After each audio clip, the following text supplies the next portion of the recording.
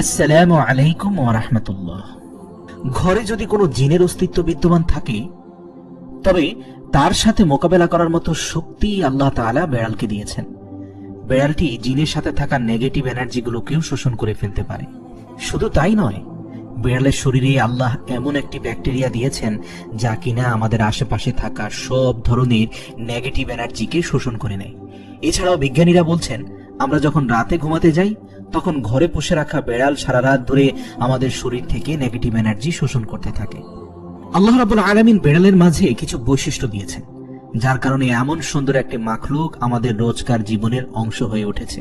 রাসূল সাল্লাল্লাহু আলাইহি সাল্লাম বেড়াল পছন্দ করতেন এবং বেড়াল পালন করার কারণে তিনি তার এক প্রিয় সাহাবীর ছদ্মনাম দিয়েছেন আবু হুরায়রা, যার শাব্দিক অর্থ দাঁড়ায় বেড়ালের পিতা।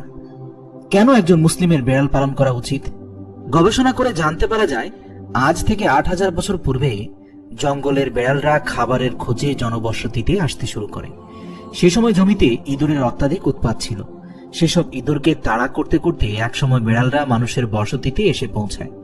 ওই সময়ে জমিতে থাকা ইঁদুরগুলো বেড়ালের প্রিয় খাদ্য হওয়ার পাশাপাশি মানুষের জন্য একটি বড় সমস্যার কারণ ছিল। বেড়াল সেগুলোকে মেরে ফেলায় তৎকালীন সময়ের মানুষ আর বেড়ালের মাঝে একটা সখ্যতা গড়ে ওঠে এবং তারা আস্তে আস্তে একে অপরের প্রতি আরো আপন হতে শুরু করে। বর্তমান বিশ্বে পোষা প্রাণীর তালিকায় বেড়াল ১ নম্বরে অবস্থান করছে।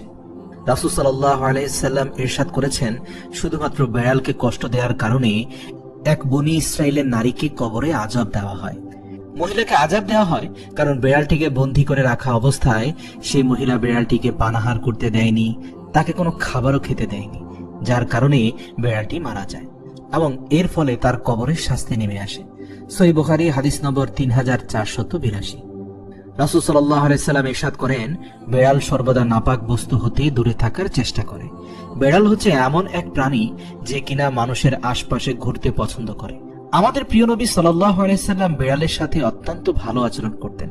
তাই আমাদেরও উচিত রাসূল সাল্লাল্লাহু আলাইহি সাল্লামের প্রদর্শিত পথে চলা এবং বেড়ালের সাথে সুন্দর আচরণ করা।